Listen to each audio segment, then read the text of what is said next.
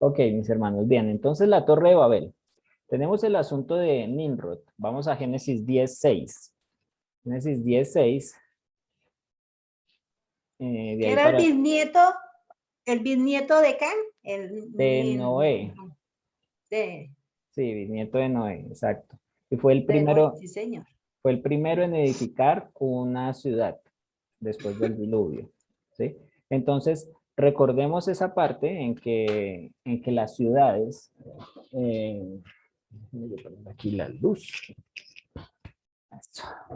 Las ciudades son un tipo de lugar donde se peca y el campo, los montes, todo eso es más bien el tipo de donde Dios quiere que estemos. Entonces Nimrod no parece ser una buena persona, no parece ser una buena persona porque pues hizo algo que a Dios no estaba procurando que se hiciera. ¿Sí? Veamos el versículo 6. Les dije Génesis, capítulo 10, versículo 6. Los hijos de Cam, Cus, Mizraim, Rut. Los hijos de Cus, Seba, Avila, Saba, Rama, Rebeca. ah, entonces, verso 7.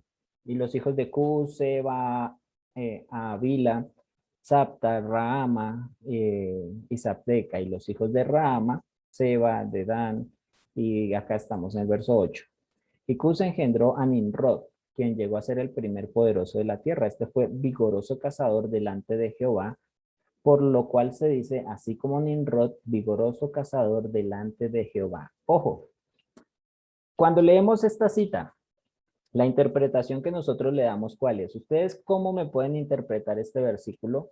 Versículo 9 de Génesis capítulo 10. ¿Qué me dirían ustedes? ¿Qué piensan ahí? Tienes el micrófono apagado por si estás hablándonos a todos, Andresito. No, estaba leyendo y ya, ahí sí. Ah, ok. Estoy como otra vez, por si acaso. Bien. Listo. Espérame ya. Entonces, está bien.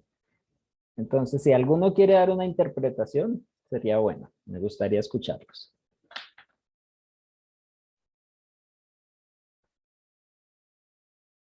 Ok. Y entonces miren el verso 10. El, ah, miren el verso 10. Y fue el comienzo de su reino Babel. Ok. Recordemos, Babel, Babilonia, es la misma, es el mismo término. Erec, Akkad, Calné y en la tierra de Sinai. Bueno, Andresito, ¿nos querías decir algo? No, digamos, cuando dice vigoroso cazador delante de Jehová, Ujú. no sé si se refiere como a poder, de pronto como a control, dominio, algo así. Sí, muy bien. Sí, algo tiene que ver. Algunas personas, bueno, cuando le hacemos una lectura ligera, nos damos cuenta y dice vigoroso cazador delante de Jehová. Pensamos de pronto como los hijos, ¿como quién? Esaú, ¿cierto? Tenemos a Esaú y a Jacob. Esaú era un cazador, él iba y salía a cazar al bosque, ¿sí? En cambio, Jacob era un pastor, él cuidaba las ovejas. ¿Mm? Pero no es esa condición. Este cazador, esta frase, más por hacérselas de una forma sencilla, parece ser que este hombre se dedicaba a cazar a aquellos que eran seguidores de Dios. ¿Sí? Entonces era como un asesino de cristianos, por así decirlo, antes de que naciera el cristianismo. ¿Sí? Asesinos de seguidores de Jehová. ¿Mm? Entonces ahí vemos que, o sea, este hombre crea una ciudad. Dios dice que las ciudades no es lo que Dios pretende, porque la acumulación de gentes parece ser que también es acumulación de maldad. Y entonces él crea ciudades y aparte de eso persigue a los que siguen a Dios. ¿Mm? Y luego de eso él empieza a construir Babilonia. La razón arqueológica por la que se cree que se construye la Torre de Babel es para evitar que Dios los destruya a ellos con otro diluvio. ¿Sí? Entonces se cree que ellos construyen la Torre de Babel para que en el día del diluvio, si Dios manda otro diluvio, ellos puedan subirse a la torre y salvarse del diluvio. Es decir, están tratando de evitar el castigo de Dios para poder seguir pecando. ¿Y ven cómo es el asunto? Entonces uno ya empieza a ver un poco más claras las cosas y dice, ay caramba, ¿sí? Entonces, este reino de Babel fue el primero en la tierra en Mesopotamia, después de que hubo el diluvio, y pues es edificada por los descendientes de Cam, ¿ok? Este hombre es descendiente de Cam. Eh, ¿Qué más? Al sur, el hijo de Sem fue el siguiente hombre en edificar una ciudad, ¿sí? En el verso 11, ahí podemos verlo. Dice, y para enseñar a los hijos de Israel todos los estatutos que Jehová ha dicho por medio de Moisés. Ay, no, esta no es. Véase. Bueno, no, me equivoqué ahí en la cita, ya se las queda de bien.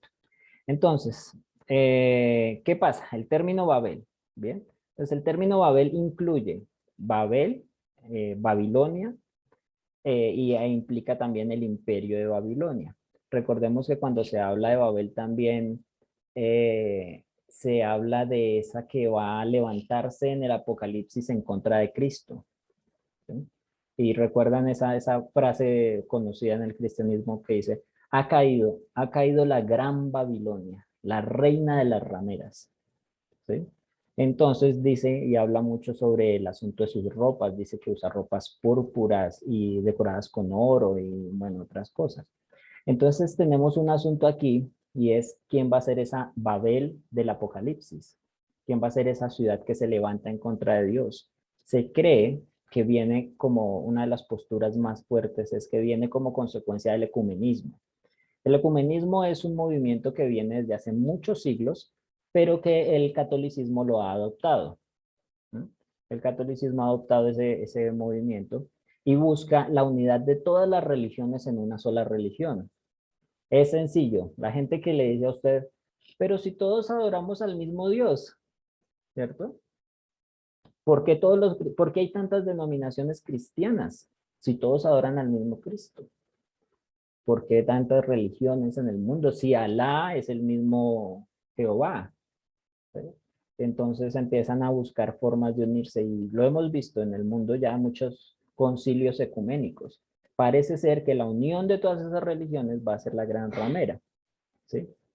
Y entonces esa se va a levantar en contra de Jesucristo y de nosotros, a la iglesia. Bueno, según la postura que tengamos, si el rapto que tengamos, la posición teológica que tengamos es que somos raptados antes de la tribulación o después de la tribulación, ¿sí?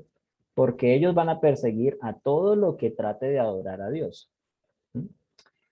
Ok, entonces tenemos un asunto y es que la Babilonia, la torre de Babel, eh, en la Edad Media se creía que era redonda, porque generalmente la forma o circular, así como la vemos acá en esta imagen, si ustedes se dan cuenta, viene una rampa subiendo aquí en espiral, da la vuelta y viene por acá y sigue subiendo, ¿sí?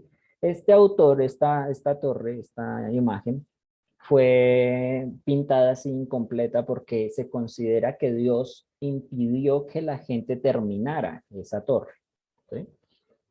Hay otra postura arqueológica que vamos a mostrar ahorita. Entonces, que muestra una torre de Babel completa, hecha, finalizada. Entonces, básicamente, el tema de esta obra es la construcción de la Torre de Babel, ¿sí? Que no es construida a raíz de esto, que ellos quieren llegar al cielo por medio de la torre y salvarse de el juicio de Dios, ¿sí? O sea, ellos pretenden construir la torre para llegar al cielo, escaparse del castigo de Dios por si Dios hace otro diluvio.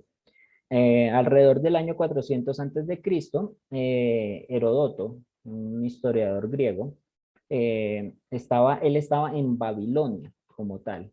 Escribió las siguientes medidas para la torre, ¿sí? Él escribió que literalmente como está en el escrito dice, la torre aún existe, tiene más de 90 metros de altura y tiene una base de 180 por 180 por 180 codos.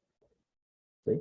Entonces, la describió básicamente cuadrada y de 180 de alto.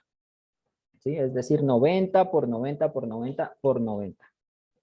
¿Mm? Eso fue Herodoto. ¿Sí? Y él, pues en sus libros escribe que él estuvo ahí y vio la torre como tal. ¿Mm? En Irak, un arqueólogo alemán llamado Robert Koldewey descubrió la ciudad de Babilonia, el que descubrió, y en esa excavación duró 18 años. ¿Sí? Y a 20 metros de profundidad encontró la puerta de Ishtar, que es la puerta de Babilonia. ¿Sí?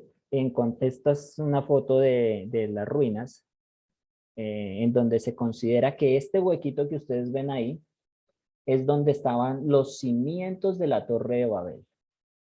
¿Ok?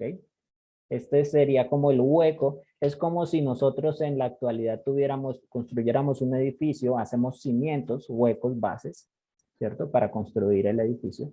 Este huequito sería en donde se construyeron los cimientos de la torre. ¿Mm? ¿Y qué tendría? Pues inicialmente ellos al encontrar esto dijeron, no, entonces la torre tendría una forma más parecida a esto, lo que les muestro, más parecido a una pirámide, ¿sí? Escalonada. El arqueólogo alemán Robert Koldewey, pues él fue el que descubrió esta excavación. Y en este hueco, básicamente se puede medir de 91.2 metros por 91.2 metros de base. Es decir, muy aproximado a la medida que veíamos que había dado Herodoto, que era de 90 por 90. ¿Sí? Aunque recordemos que el asunto es que Herodoto lo da en codos, y las medidas de codos pues siempre sabemos que son a veces, es como un caucho, ¿no? Como medir con un cauchito, un poquito más largas, un poquito más cortitas. Pero entonces estamos hablando de que esa sería el lugar en donde estaba la torre. Se encontraron unas tablitas, se llaman esagila. Esagila son unas tablillas en barro que en este caso lo usaban era como cuadernos. Si nosotros vamos a estudiar al colegio, a la universidad y utilizamos un folder, un cuaderno, estos eran los cuadernos que utilizaban en ese entonces, tablillas de arcilla. ¿Mm? Entonces, ¿qué sucede con esto? En esta tablilla de arcilla encontraron un ejercicio matemático de los que estaban estudiando en las escuelas de Babilonia, en donde se dice en ese ejercicio que la Torre de Babel mide 91 por 91 por 91, ¿sí? Pasándolo a las medidas de nosotros 91 metros. Entonces, básicamente la torre tenía 91 por 91 por 91 de alto. ¿Ok?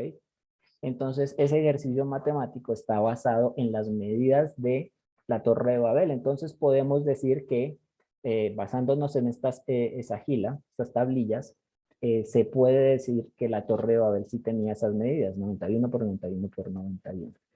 Ahora, se encontró otra roca. El asunto de la arqueología es bien interesante porque es que estas muestras arqueológicas habían sido robadas, habían sido vendidas por allá en el mercado negro en muchas partes y luego habían sido recuperadas. Entonces encontramos muchos casos en los que no se conoce la historia completa porque las tablillas estaban perdidas por allá. Acá encontraron esta piedra que es Andrew George, ¿cierto? Él fue el que la estudia, es un profesor de la Universidad de Londres. Él es experto en historia de Babilonia. Él está examinando esta tablilla que es encontrada en el siglo VI. Esperen, me acuerdo. Es del siglo VI antes de Cristo. ¿Sí? Entonces, esta básicamente lo que tiene estudiándola es una representación de una estructura escalonada. ¿Sí? ¿Cómo así que una estructura escalonada? Entonces, si ustedes alcanzan a ver aquí, se ven un escaloncito así como una escalerita. Acá sí están subiendo. ¿Sí? Y a la derecha tiene una imagen de quién sería el gobernante en ese entonces, que para ese entonces se identifica como Nabucodonosor II. ¿Sí? Entonces, este gobernante es el más conocido de Mesopotamia y tiene una inscripción, la tablilla, que se lee Etemenanki, Sigurat Babel, ¿ok? ¿Que cómo se traduce? Se traduce, esta es la torre del templo de Babilonia, ¿ok? Entonces, el Etemenanki, Sigurat Babel.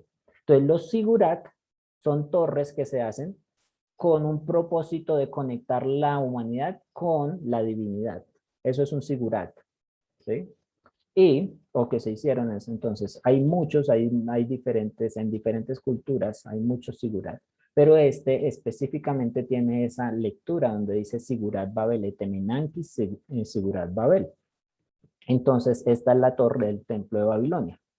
Este señor Andrew es asiriólogo, o sea, experto en culturas de Asiria, ¿cierto? Él dice, yo no me ocupo en la Biblia, yo no soy una persona religiosa, pero en este caso puedo decir que es el edificio real que aparece en el relato bíblico, ¿sí? Entonces, la arqueología, una vez más, ayuda a la Biblia, por así decirlo, ayuda entre comillas, porque Dios no necesita ayuda, pero demuestra que lo que la Biblia dice es cierto. Sí existió una torre de Babel, sí hay formas arqueológicas de demostrarlo, ¿sí? Entonces, acá, ¿qué más les cuento? El mito de la multitud de las lenguas, ¿cierto? La narración bíblica nos dice que Dios confunde las lenguas, ¿sí? Dios llega y dice, todos están unidos en un solo pensamiento, y es hacer el mal y buscar la forma de escaparse del castigo de Dios. ¿Qué pasa? Que Dios no se va a quedar así como tan con las manos cruzadas. Entonces, ¿qué hace Dios? Dice que se dividieron las lenguas y cada quien con su grupo que se entendía pudieron unirse e irse, ¿sí? Una de las posiciones de la arqueología es que esto es un mito fundacional o sí, simplemente un mito a raíz de que como esa torre era tan grande y Babilonia tenía tanto poder, traía gente de muchas naciones del mundo y se unían ahí y por eso habían tantos lenguajes en Babel, ¿sí? Pero lo que la narración bíblica nos dice es que Dios desde ahí confundió, ¿ok? Es la confusión de las lenguas. Entonces de ahí las personas simplemente salieron hablando otro lenguaje y tuvieron que tomarse y unirse por grupos. Esta es la misma tablita que les mostré, ahí, que les está mostrando aquí atrás. Esta es esta misma, ¿ven? La ven acá, aquí está la escalerita que les digo y aquí está Nabucodonosor II. Entonces esto es una piedra de basalto, tiene 25 centímetros por 47, ¿sí? Más o menos como así de grande, 25 por 47. Entonces ahí se describe la Torre de Babel. Aquí le hicieron como un dibujito, ustedes lo ven, un dibujito de lo que estaría representado ahí. Y aquí está este señor Nabucodonosor II. Aquí se considera que la torre la inició un antecesor de Nabucodonosor, Nabopolassar, y que él la subió hasta los 15 metros, ¿sí? Entonces subió hasta los 15 metros y luego los 91 metros de altura los logra en el reinado de Nabucodonosor. ¿Qué más tenemos? La medida de los ladrillos eran medidos de 30 por 30 por 8 centímetros. O sea, 8 centímetros de gordos y cuadraditos de 30 por 30, como así, más o menos. Y se utilizaron entre 36 y 75 millones de ladrillos para construir ese edificio, ¿sí? Pero en la actualidad, como vemos en las fotos que les mostré, no queda sino el hueco. Es decir, Dios permite que se destruya todo esto y que se levante incluso hasta las piedras que eran las bases del edificio. Las utilizaban muchas veces para otras construcciones en otros lugares. Aquí vemos entonces un poco más. Esta es la torre como se piensa inicialmente que era. Luego se tiene una idea de que tiene una rampa subiendo. Entonces una rampa por acá, una por acá y otra por acá. Y arriba tiene una, no recuerdo el nombre, pero son como un cuarto, un cuartico en donde se supone que habitaba un dios. Ahí vivía el dios de los babilonios, el dios supremo de los babilonios, en ese cuartito. En esta otra imagen se ve un poquito mejor la idea del concepto de cómo sería, cómo podríamos hablar un poco del Etemenanki. Sí, aquí está la palabra para los que la quieran escribir. Así se escribe Etemenanki, ¿sí? El templo de la creación del cielo y de la tierra. Eso es lo que traduciría este término para esta cultura de Babilonia. El templo de la creación del cielo y de la tierra. Entonces era el nombre del Sigurat y era dedicado al dios Marduk, ¿sí? En Babilonia. Marduk era el dios que se supone vivía allá en ese templo. Entonces, originalmente, 7 pisos de altura,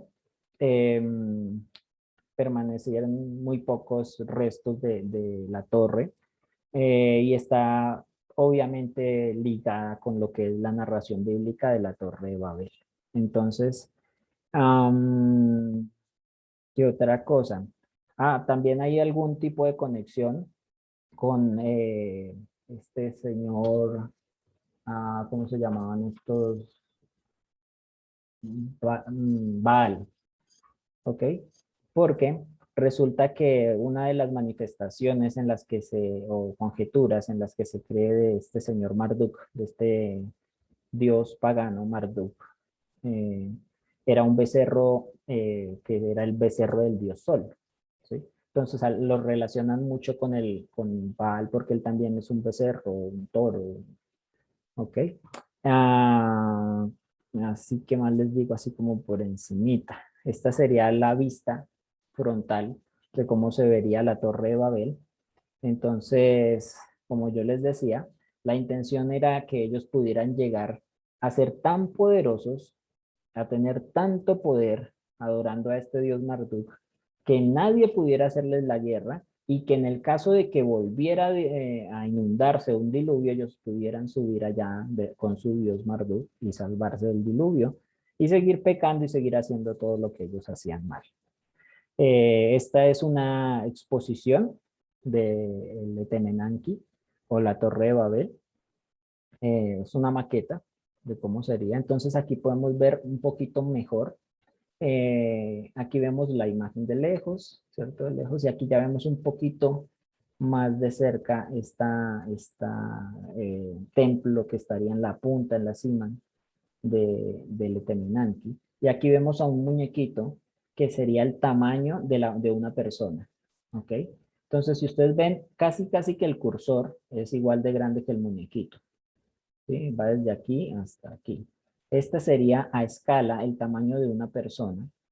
Y este sería el alto del templo de la cima. Y ya pues al verlo desde lejos, el muñequito prácticamente ni se ve. ¿Sí? Entonces, realmente era una construcción enorme, enorme, enorme. ¿Sí? ¿Qué más les digo yo? Bueno, esto es Arcadio. Bueno, Sí, esa exposición en dónde se encuentra. es que no recuerdo el museo.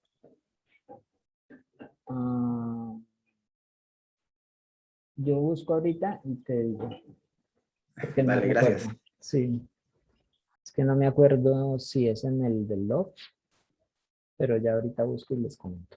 Y aquí pues ya podemos ver, una de las cosas muy relevantes es que la puerta de Ishtar, que era la puerta de entrada de Babilonia, eh, estaba hecha en una piedra azul.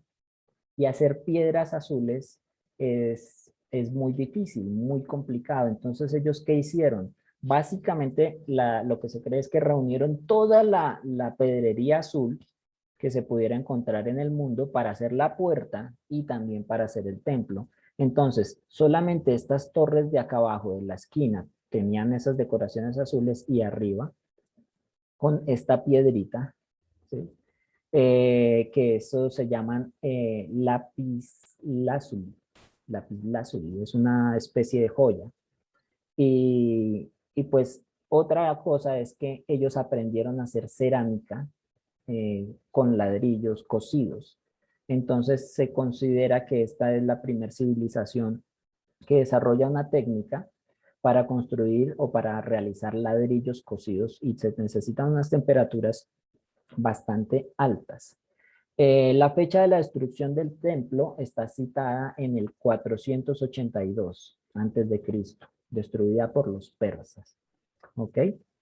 Ya lo siguiente sería, empezaríamos a hablar del asunto de los patriarcas, pero ya lo vamos a dejar porque eso es eh, para el próximo capítulo. Aquí en Ur de Caldea, por ejemplo, miren, por hablar un poco, eh, esta es una reconstrucción de un sigurat. ¿Sí? Este sigurat fue reconstruido en Irak, me parece mucho, en el sur de Irak. Este es sigurat de Ur. ¿Sí? ¿Recuerdan Ur de Caldea de donde sale Abraham? Entonces, este también es un sigurat, no es tan alto como la Torre de Babel.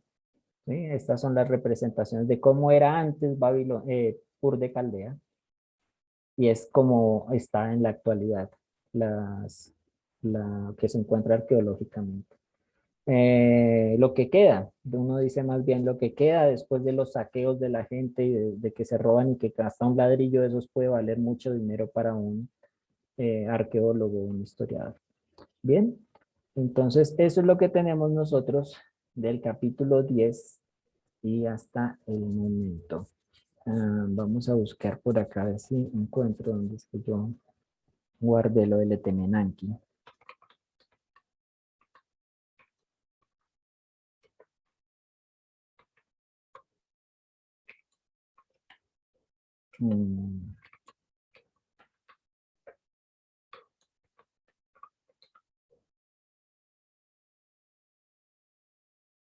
Murcia.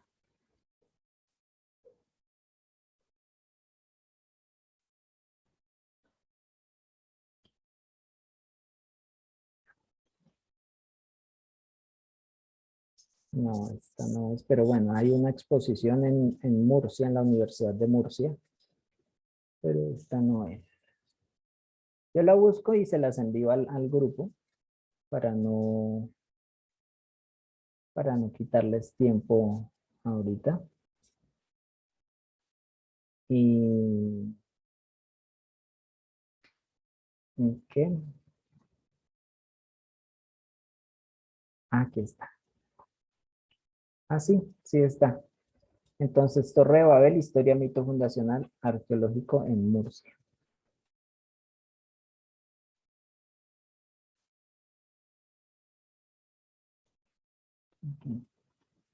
Listo. La Torre de Babel, Herodoto, los primeros pasajes. Listo. Yo les envío el link ahí al grupo para que ustedes puedan entrar y mirar ahí un poco sobre la exposición que hay, sobre las maquetas. Ahí también tienen otras pruebas arqueológicas, que es bastante interesante. Museo Arqueológico de Murcia. Listo.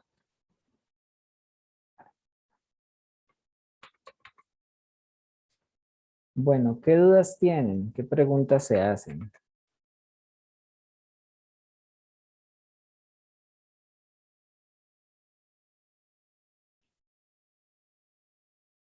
Aló, aló.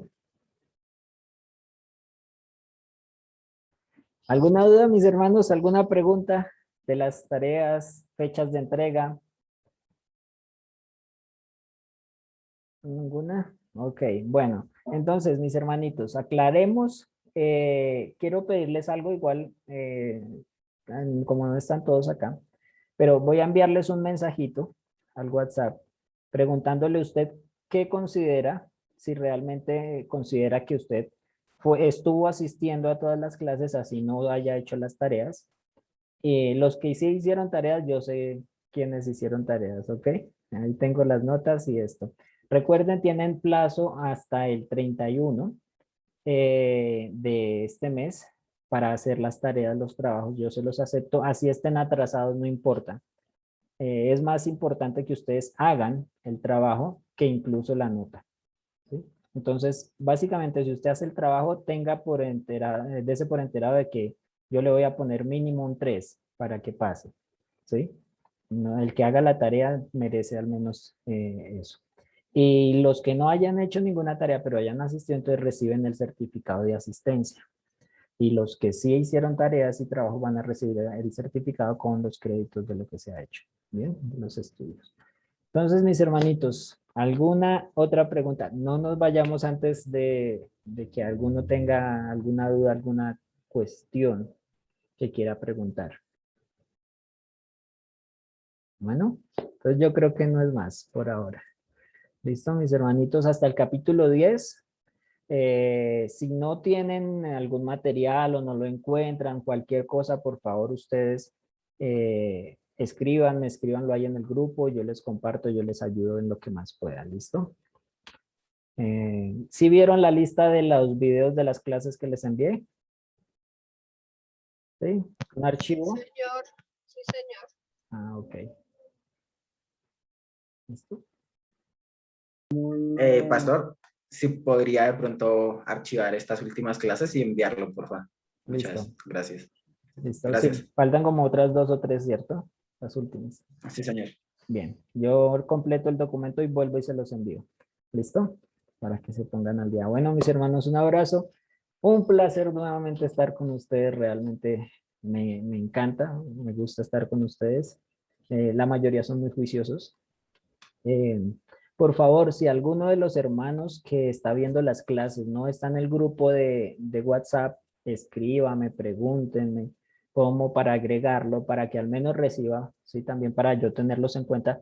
Yo tengo que hacer una lista de los hermanos que son asistentes y de los que van a recibir certificado, ¿sí?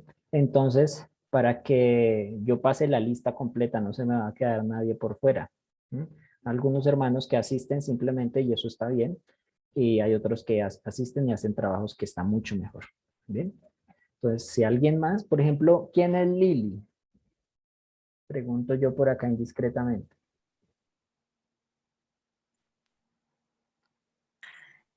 Buenas tardes, hermano Hola. Fred.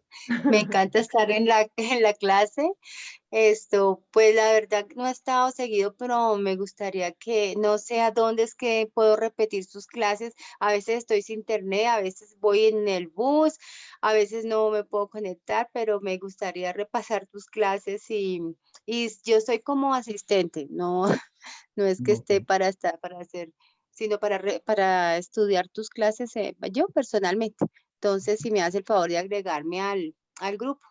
Listo, pero Gracias. entonces necesito número de teléfono.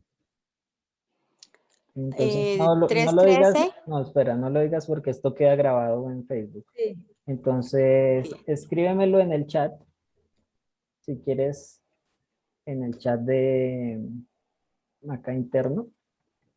¿Y tú Bien, eres de qué iglesia? de la Peniel. Ah, ok. Ah, listo. Sí, entonces con alguno de los hermanos, igual aquí yo en el chat también te dejo mi número. Gracias, hermano Fred. Muchas gracias. Listo, mi hermanita. Pastor Fred, también falta la hermana Miriam Rojas. Sí, Entonces en el chat te mando el número de celular para que también, como yo siempre le doy las links para las clases, pues, entonces para que la puedas incluir. listo. Y Miriam, y tú también tienes el de Miriam, Lili. Miriam Rojas. Sí, la hermanita Mirna también tiene el de Lili. Ah, no, sí, claro, ella es miembro de ahí de Bueno, Penny. entonces, si me lo envían los dos, genial, de una vez. Igual yo ahí le envié mi número, pero bien. Bueno, hermanito. Listo, entonces envíenme los dos. Y si saben de alguien más, no sé, por ejemplo, la hermanita Teresita de Bosa, yo la he visto conectarse de vez en Hermana cuando. Luz Fernández, ella es miembro de Bosa, ella es de la Sí, ella hermana. es la esposa Ah, del bueno, usted hermano sabe. Sauro. Sí, se me Sí, ha olvidado. sí, pero creo que ella, por ejemplo, no la tengo. Hermanita Luz, usted no está en el grupo de Biblia en 8 edades, ¿cierto? Luz Hermanita. Fernández. Buenas tardes, hermano. No, la Carmen. verdad no, señor. Yo participo para aprender, porque la verdad a veces me puedo conectar, a veces no, por cuestión de trabajo. Entonces me es muy complicado, pero en lo posible trato de asistir a las clases y así pues voy aprendiendo para cuando tenga oportunidad de estudiar, entonces ya tengo las bases necesarias. Bien, listo. Entonces, hay algo muy importante que quiero que sepan y es, yo estoy diseñando unos cuestionarios de cada capítulo, ¿sí? Pero no los alcanzo para este semestre. De pronto para el próximo semestre ya queda habilitado y es, ¿cuál es la idea? Que como ustedes tienen el acceso de los videos de las clases grabadas, tienen el libro, ¿sí? Van a poder ver los videos, leer en el libro y responder a esos cuestionarios. Y según la nota que saquen en el cuestionario, entonces podemos homologar, por así llamarlo, en la clase que usted ya cumplió con ese capítulo 1, capítulo 2. Entonces vamos a tener básicamente evaluaciones. Yo voy a hacer las sencillas para que no se asusten. Y cuando ustedes puedan desarrollar todas esas evaluaciones, pues básicamente ustedes han desarrollado todo el curso de bibliometría, porque es bien extenso. Es que, esta materia siempre es extensa y pues amerita dedicarle bastante tiempo. Entonces pueden seguir así y luego entonces van a desarrollar los cuestionarios. Los hermanitos que ya han hecho sus trabajos y todo, pues no van a tener necesidad de desarrollar los cuestionarios para tener los certificados con los créditos. ¿Bien? Pero puede uno realizarlos, hermanito Tofre, pues para reafirmar más conocimiento, eso no está de más, ¿o no? Todos menos la hermanita Mirna. No, mentira. Ah, no. Yo puedo hacer. No, sí, incluso yo se los puedo también compartir para que ustedes puedan evaluar a sus estudiantes después. Claro. O decir, no, yo solo cojo estas preguntas y estas no. ¿Sí? Y ustedes verán. La idea es que ustedes aprendan no Eso. solamente conocimiento, sino aprendan también a enseñarle a otros. Sí, señor. Esa es la idea final del instituto. Bueno, mis hermanitos, ya van a ser las 6. Entonces, un abrazo, los quiero mucho y que sigan así de juiciosos. Bueno, hay Chao, otros por Pastor ahí que Fred, deben ser que más Dios lo juiciosos. bendiga. Pero bueno. Muchas gracias, hermanito Fred. Dios me lo bendiga. Saludos Chao. para Luisita. Vale. Chao a todos. Chao, hermano Fred. Chao. Chao para todos mis hermanitos y hermanitas.